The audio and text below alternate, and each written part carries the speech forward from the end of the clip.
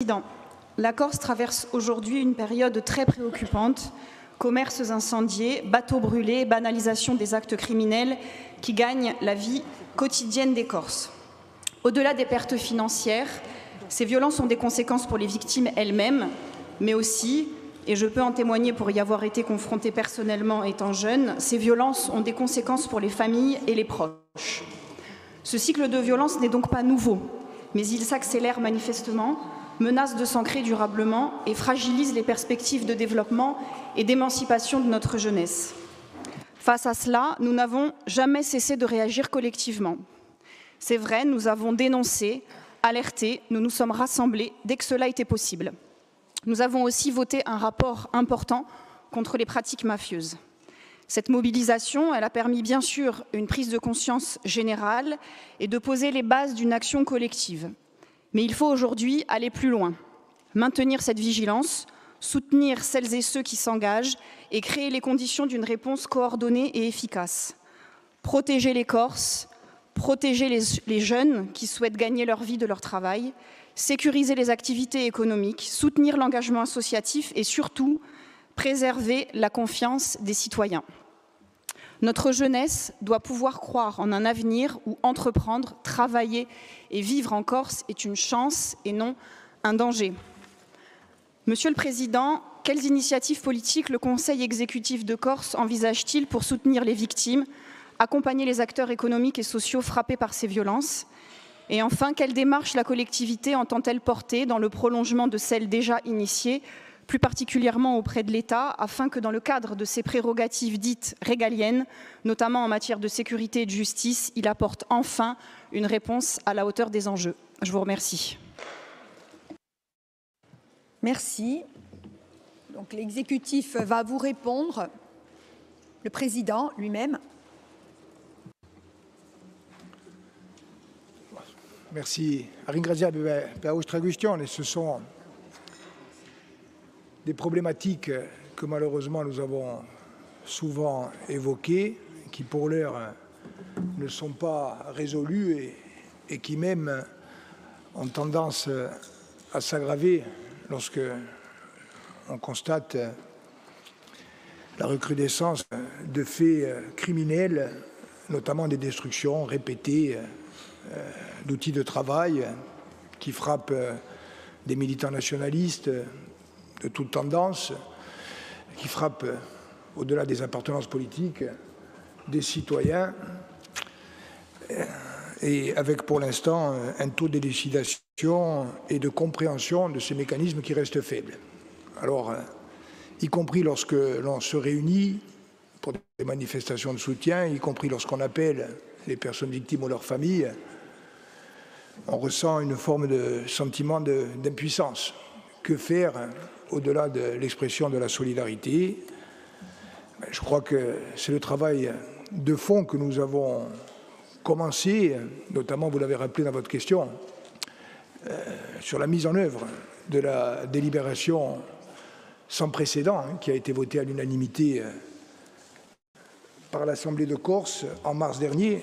Simplement rappeler que cette délibération a commencé à connaître des concrétisations opérationnelles. Je pense notamment aux deux rapports relatifs à la demande de venue devant l'Assemblée de Corse du procureur général pour, une fois par an au moins, expliquer les résultats de la politique pénale et notamment les résultats en matière de lutte contre les pratiques mafieuses et contre la criminalité organisée, la demande d'adaptation réglementaire du Code de la commande publique pour organiser l'introduction de la notion de bénéfice raisonnable. Je rappelle que ces deux demandes d'adaptation législative et réglementaire sont, comme beaucoup d'entre elles auparavant, restées sans aucune réponse et je dirais même sans accusé de réception, ce qui montre quand même que le mépris institutionnel, pour reprendre l'expression de Vanda Mastor, concernant la mise en œuvre de ce pouvoir d'adaptation, reste, malgré les discussions en cours sur l'autonomie, ce mépris institutionnel vis-à-vis de l'Assemblée de Corse, de la part du gouvernement et de l'État reste malheureusement d'actualité. Je vous rappelle également et très brièvement que, par exemple, le projet de révision du PADUC prévoit d'examiner et d'intégrer comme une orientation stratégique la délibération. Nous aurons à réfléchir comment le faire de façon concrète et opérationnelle.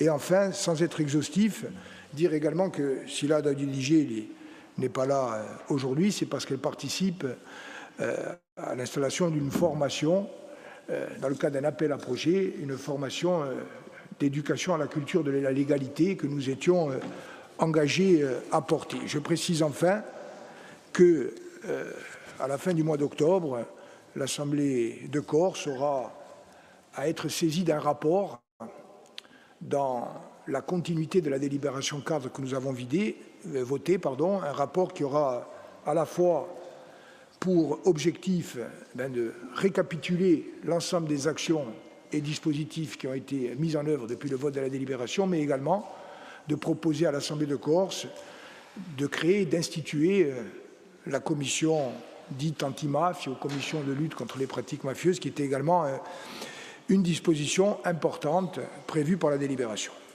Au-delà de ces éléments qui relèvent des compétences propres de la collectivité de Corse, ou en tout cas de sa volonté politique de s'approprier un débat qui va bien au-delà de ses compétences, il y a également ce que nous pouvons faire en termes d'interpellation de l'État ou de propositions vis-à-vis de l'État. Alors moi, j'ai eu l'occasion de vous le dire dans d'autres dossiers, notamment par rapport au PTIC. J'ai eu l'occasion de rencontrer à 2 reprises le nouveau préfet de Corse. Cette question de la recrudescence des destructions criminelles, la question d'assassinats qui restent impunis, des assassinats d'ailleurs qui pour certains d'entre eux ont lieu quelques jours après, je pense à l'assassinat de Pierre Alessandre, quelques jours après une manifestation anti-mafia, comme pour dire en fait que celles et ceux qui brûlent, menacent, rackettent ou assassinent dans l'ombre traitent par le mépris l'expression démocratique des Corses.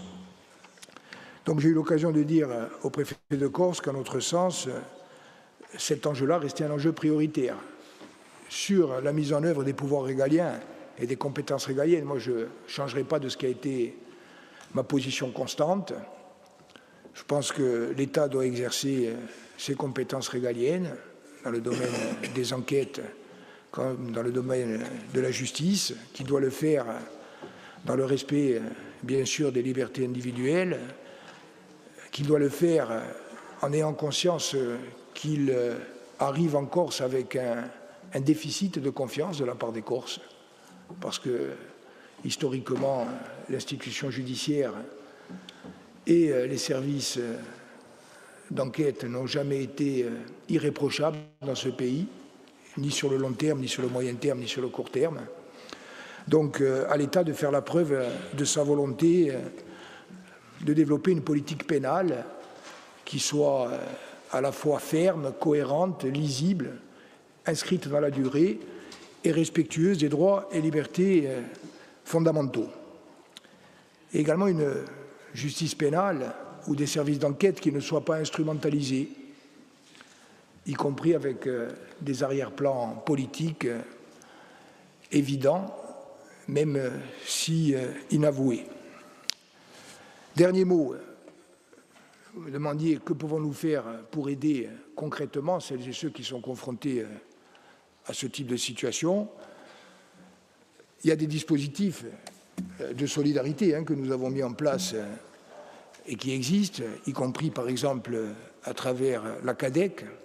Moi, ce que j'ai proposé à l'État, à travers un courrier en date du 13 mars 2025, qui pour l'instant n'a pas connu de réponse, c'est de partir d'un constat commun. Le constat commun, c'est que les gens qui sont des chefs d'entreprise, par exemple, qui sont confrontés à des destructions criminelles, quelquefois à répétition, qui ne savent pas d'où ça vient et qui donc ont à choisir de maintenir leur activité ou quelquefois malheureusement d'y renoncer. Moi je pense par exemple ne citerai pas, mais des gens que j'ai eus au téléphone qui ont été victimes de 3, 4 destructions criminelles et qui disent clairement, moi, je vais m'arrêter, je vais demander à mes enfants de ne pas continuer dans l'exploitation familiale, je leur conseille de quitter la Corse. Bon. Ça, ce sont des situations que nous connaissons tous. Et quel que soit le banc sur lequel nous siégeons, on ne peut pas s'accommoder de ça. On ne peut pas s'accommoder qu'il y ait une minorité dans l'ombre qui a choisi de menacer, de racketter et de faire que les gens honnêtes ne puissent pas vivre normalement dans ce pays. Ce n'est pas admissible. Bon. Donc je crois qu'il faut qu'à partir de ce constat, il faut aussi se rendre compte que beaucoup des victimes, qui sont souvent i nostri parenti, i nostri amici, i nostri militanti, i nostri vicini, i nostri paesani, ces victimes sont confrontées, pour ne parler que du plan professionnel, au-delà de l'aspect personnel et familial qui est essentiel, au plan professionnel à des difficultés de trésorerie, à l'impact des actions criminelles sur l'activité économique de l'entreprise, à des difficultés avec les assurances, à des négociations serrées avec les partenaires financiers et bancaires, voire les organismes sociaux pour rééchelonner les prêts ou négocier des différés de remboursement. Donc je pense qu'il ne faut pas laisser les victimes de ce type d'actes isolées face aux difficultés structurelles qu'elles rencontrent. Donc moi, ce que j'ai proposé au préfet de Corse, c'est de prendre acte de ce constat, de ce qu'il ne faut pas laisser seules les victimes d'actes criminels au plan économique ou administratif face à la diversité des démarches à entreprendre, face à la multiplicité des interlocuteurs, face à la complexité des problèmes à gérer, qui souvent peuvent conduire à aggraver la spirale de difficultés jusqu'à la rendre irréversible. Et donc, j'ai proposé à l'État que nous mettions en place une structure formelle ou informelle entre l'État et la collectivité de Corse pour que les victimes puissent avoir un interlocuteur unique concernant, par exemple, les aides publiques à mobiliser, mais que les victimes puissent aussi, par exemple, solliciter notre médiation conjointe, par exemple, pour accélérer les procédures d'expertise, assurance et les avances sur remboursement, éventuellement de croiser les dispositifs de soutien avec des prêts à taux zéro et des mécanismes d'incitation auprès des organismes bancaires pour que les efforts nécessaires puissent être faits, ou enfin d'organiser des différés de remboursement, par exemple sur les charges sociales auprès des organismes type URSSAF, afin que l'acte criminel ne conduise pas, in fine, à la disparition de l'entreprise ou à son placement dans une situation de difficulté majeure. Donc, voilà, Madame la conseillère territoriale, ce que nous pouvons faire.